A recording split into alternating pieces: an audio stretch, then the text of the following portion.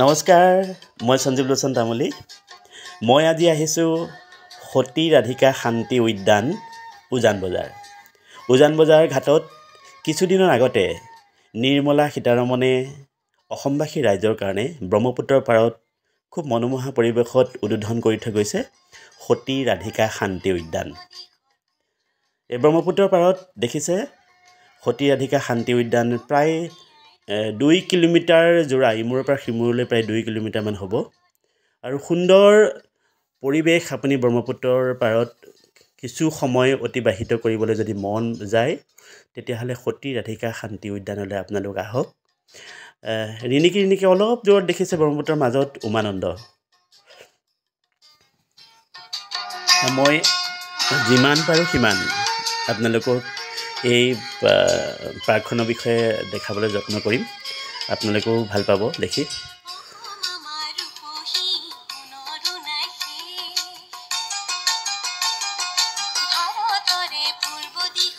এয়া মই যিমান পাৰোঁ সিমান আগুৱাই গৈ আছোঁ। কি আছে কি নাই আপোনালোকক অকণমান মই টাচ কৰি যাম, দেখুৱাবলৈ চেষ্টা কৰিম। ইয়াত ইমূৰৰ পৰা সিমূৰলৈ দেখিছে এই দুখন হাতেৰে অসমৰ মেপখন কেনেধৰণে ধৰি ৰাখে। খুব এটা ভাল লগা পৰিৱেশ।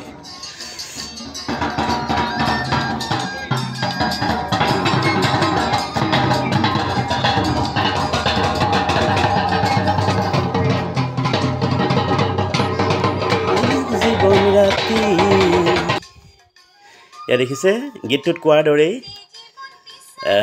একদম মই ইমূৰৰ পৰা সিমূৰলৈ আপোনালোক টুকুৰকৈ কেনেকৈ কি আছে ইয়াত দেখুৱাই যাম। ইয়াত দেখিছে জ্যেষ্ঠসকলৰ কাৰণে খেলিব পৰা কিছু এক্সাৰচাইজ কৰিব পৰা কিছু সামগ্ৰী আছে। আপোনাৰ যদি হাতৰ কিবা বিষ আছে, ভজন চলজাৰ বা তেনেকুৱা ধৰণৰ যদি কিবা আছে, ইয়াত জ্যেষ্ঠসকলৰ এক্সাৰচাইজ কৰিব পৰাকৈ ব্যায়াম কৰিব পৰাকৈ ইয়াত সাজু কৰি ৰাখিছে তেওঁলোকে। ৰাতিপুৱা বা গধূলি আপুনি যদি খোজকাঢ়িবলৈ আহে তেতিয়াহ'লে নিজৰ বডি এক্সাৰচাইজ কৰিব পৰাকৈ ইয়াত বিভিন্ন ধৰণৰ সা সামগ্ৰী তেওঁলোকে সাজু কৰি ৰাখিছে আৰু এইখিনি আপুনি খোজকাঢ়িও ব্যায়াম কৰিব পাৰিব। বিভিন্ন ধৰণৰ ব্যায়াম আছে। আপুনি হাতৰ ব্যায়াম, কঁকালৰ ব্যায়াম মই অলপ কৰি চাইছোঁ দেই, আপোনালোককো দেখুৱাইছোঁ।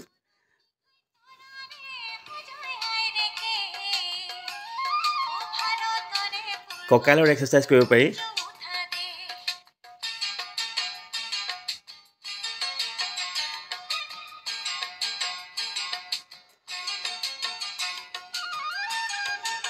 মই যিমান পাৰোঁ অকণমান কৰি আপোনালোকক দেখুৱাবলৈ চেষ্টা কৰিছোঁ। মই বাৰু বৰ বিশেষভাৱে নোৱাৰোঁ। এইটো কঁকালৰ এক্সাৰচাইজ।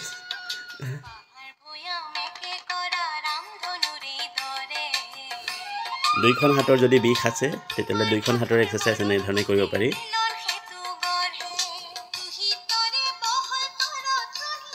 লোহিতৰে বহল পাৰত প্ৰণিপাত কৰোঁ। এয়া লোহিতৰ পাৰত দেখিছে, ভৰ লোহিতৰ পাৰত ময়ো প্ৰণিপাত কৰিছোঁ। লোহিতৰ বৰল পাৰত ইমান ধুনীয়াকৈ সতী ৰাধিকা শান্তি উদ্যান আমালৈ উপহাৰ হিচাপে আগবঢ়াইছে। অ জন্ম ললো ইয়াতে যেন মৰো। সঁচাকৈ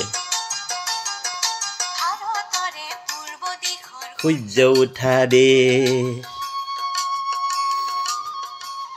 এয়া লোহিতৰ বহল পাৰত সতী ৰাধিকা শান্তি উদ্যানৰ আমি আছোঁ। আপোনালোকে যিমান পাৰে মই দেখুৱাইছোঁ, চেষ্টা কৰিম দেখাবলৈ। আপোনালোক আহিব, খুব ভাল পাব। ব্ৰহ্মপুত্ৰ পাৰত সেয়া এনেকৈ দেখিছেনে? ইয়াত ই ৰিক্সাৰো ব্যৱস্থা আছে দেই। আপুনি ইমূৰৰ পৰা সিমূৰলৈ খোজকাঢ়ি যাবলৈ অসুবিধা হ'লে ই ৰিক্সাৰো আছে, ই ৰিক্সাৰো যাব পাৰিব।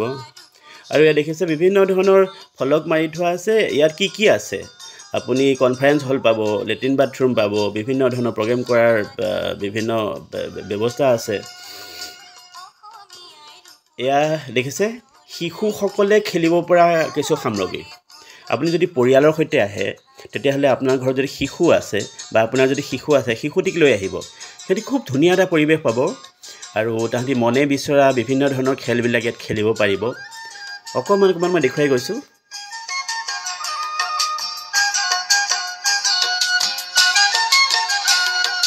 গোটেই জীৱন বিচাৰি